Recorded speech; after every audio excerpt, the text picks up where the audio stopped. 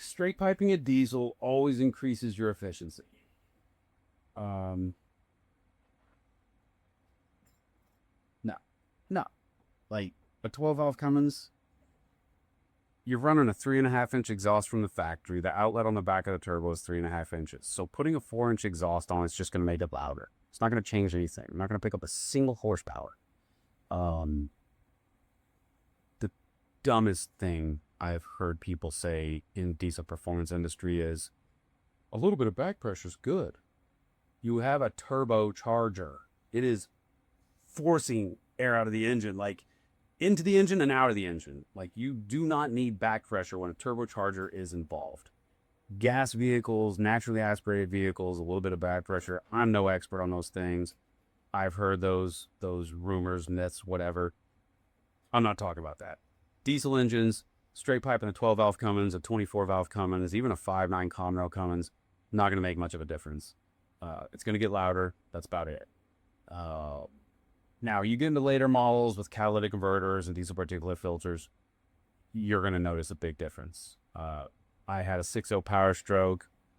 We put a really hot tune on it. I drove it for the weekend. It was burning the tires off and super fun on Friday night.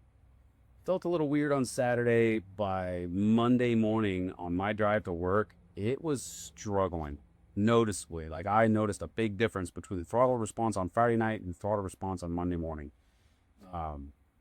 Pulled the catalytic converter out, dropped it on the ground, and pounds of soot hit the floor. It was extremely clogged up. We cleaned it and cleaned it and cleaned it until we could see daylight through it. Throw it back on the truck. It ran great for another day, day and a half, and it clogged right back up. So in the application that you're running a really hot tune, yeah, it's straight piping. It's going to make a huge difference. Is it legal? No. It is illegal to modify the exhaust on any motor vehicle in all 50 states. We actually paid a fine for exhaust modifications of the last shop I worked at specifically for that law. I don't know if that's changed since then. I saw one of the exhaust manufacturers that we used to sell a lot of completely quit importing exhaust into the United States for a period of time. They are now importing exhaust into the United States openly and freely again. So I don't know what happened there. I hadn't had that conversation.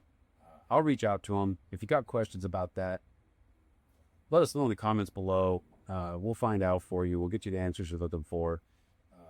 But, you know, we do have exhaust systems on our website. We purchase all of our parts from a company, a wholesale distributor that was in a whole bunch of trouble with the EPA, and they got through it. And so, you know, they're selling it. They're being watched very closely. We feel like as long as we stick with them, probably within the realm of what's legal and not legal. Unfortunately, the EPA has been extremely inefficient, and everybody's getting told different things. So I've talked to shops that have been investigated like we were, and they were told something totally different than what we were told. So write your congressman, complain about it, ask him for answers. We need answers to the rules, what's legal, what's not legal. It's a very confusing time right now. If you don't want to get in trouble, leave your factory exhaust alone. Do a cold air intake, do a fast fuel system, do a bigger turbo, have fun with it. Most of those parts with good tuning will work just fine with the factory exhaust. There's not a whole lot of reasons to upgrade that exhaust system. So, yeah, that's